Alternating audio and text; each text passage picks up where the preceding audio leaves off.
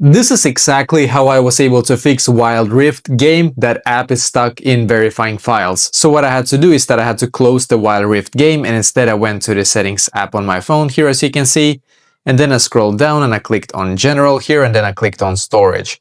And now what we need to do is to just simply wait for all of the apps in here to load. You can see it's loading right now, which is actually a good sign. So just wait for it to load all of the apps that you currently have on your phone. So now when it's done, we can click on applications down below here, the search button here, as you can see, and then just search for Wild Rift and click on the Wild Rift app, and then click on Offload app, and once again in here click on Offload app.